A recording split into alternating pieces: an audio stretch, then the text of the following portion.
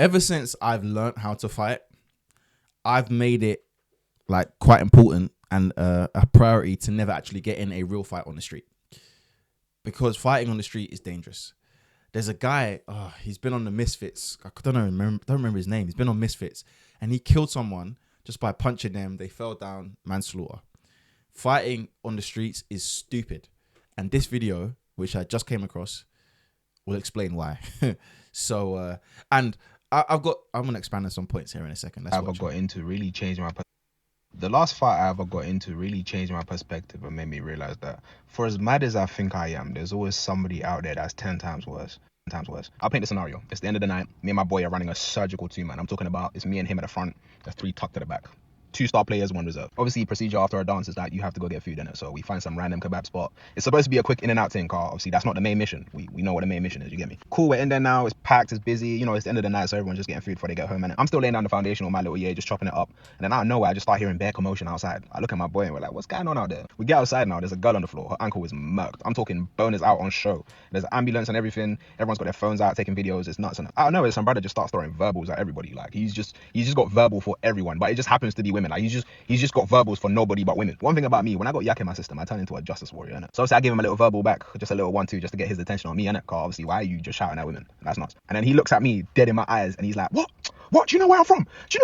And I'm like, nah, bro, I don't know where you're from still. Where are you from? And he looks at me, he's like, what? I'm from, Obviously, I won't say where he's from, cause I learned my lesson that day, innit? In the moment, I'm taking the piss, I'm looking at my boy and I'm like, bro, this guy's from, he's serious, you know, he's from, Yeah, just mocking him. Mind you, this guy is still seeing red. Like, I thought by me taking his attention away from these girls, he was going to pipe down a little bit, but nah, he got revved up even more. So now he's stepping to me talking about, what are you on then? Mind you, this whole thing is happening in front of the beanies. You know what's crazy? Something like this happened to me. Not like that, though. I wasn't with girls. It was actually 3 of us. It was a late night. It was somewhere in South East London. I won't say, well, actually, I will say it. I was in Sydenham. And it was late. I was young. I was still like maybe 13, 14. It was late, though. It was proper late, maybe like 2 a.m. Just come from a party. And we was walking. And this guy just zoomed by on a moped. And he just looks back. No one looked at him. He's looking back. He's like, what are you not looking at? He stopped his moped. What are you looking at? Do you want me to open, you know, what do they call under the seat on a moped? It's not a boot because it's not a car boot. I don't know what they call it. But he's like, do you want me to open it? I got something for you lot. Mind you, yeah, none of us looked at him, you know. I'm just looking because it was my boy that was probably looking at him. I'm just looking at him like, brother, what's wrong with you? We're just walking. He just drove off. Like, he's like, yeah, you lot are quiet. He just drove off. I said to my boy, well, you're the one that's looking at him. Why don't you say nothing? He's like, nah, man, he wouldn't be acting that brave unless he had something. Some people are just dumb. Now anyway. I got testosterone and I got yak in my system. I'm not backing down. What? I'm on stuff. I'm on it. What? Now my boy's trying to calm me down. He's like, bro, we got our food.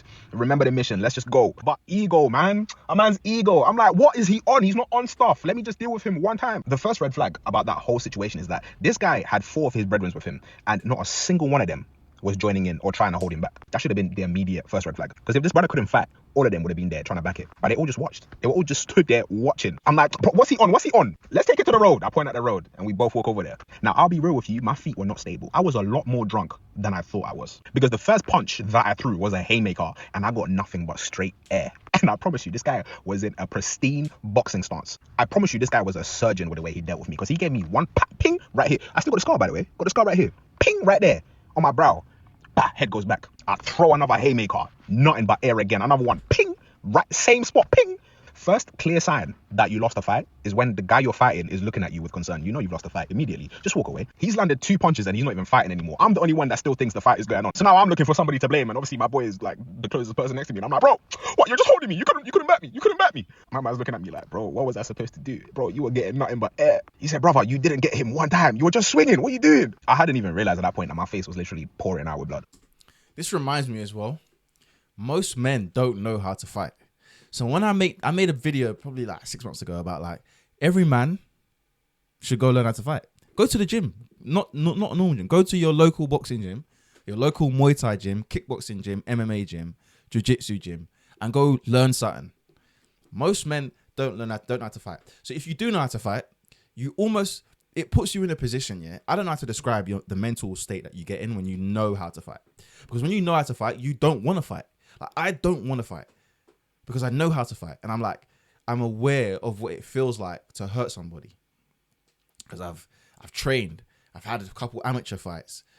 I've I felt like what it hurts to hit someone to the body and they're gasping for air, or pop somebody's nose, you know. And I've also felt what it feels like to get rocked, or someone almost break my ribs or whatever, or I've broken my foot fighting. Like I felt pain through physical combat, which means that like I'm aware of what I can do to somebody, which means it puts me in I feel like, rah, I don't actually want to hurt anybody unless I really have to. Like I need to be in a life endangering scenario to want to hurt somebody. And what you realize as well when you train in different fighting gyms is most fighters, actually some of the nice people you'll meet, they're actually very nice because they're like, they know the power of what they can do.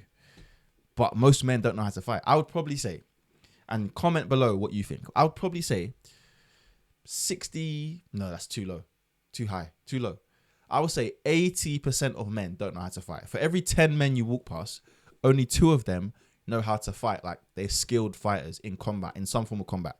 And I don't mean those joke combats. I mean real combat, Muay Thai, boxing, kickboxing, MMA, jiu-jitsu, wrestling, like real combat where they could actually hurt you.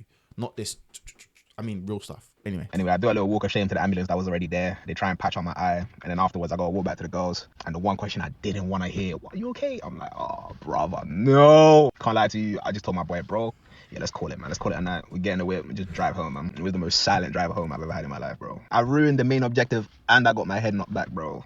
Listen, if you think you're on smoke, there's somebody out there that will show you what smoke really is. It's not worth it, man. Just be humble. Just if you're going out, just go out, go back home, be safe, be a good civilian, man. I've been a great civilian ever since. I promise. And yeah, don't fight in public, man. I don't think it's worth doing unless it's life-threatening. And to avoid situations like that, I think you should just learn how to fight. I actually think everyone should learn how to fight. Even women, like, go to your local kickboxing, Muay Thai gym and just sign up for 3 months and do some one-to-one sessions and sign up for an amateur fight. Do it and you're done. You say, you've done it, I've done it now, my life's complete, you're good. You can defend yourself in majority of scenarios. It also gives you a certain level of confidence that is unmatched. Anyway, like, share, subscribe, buy me a coffee, hit the link in the description. Peace.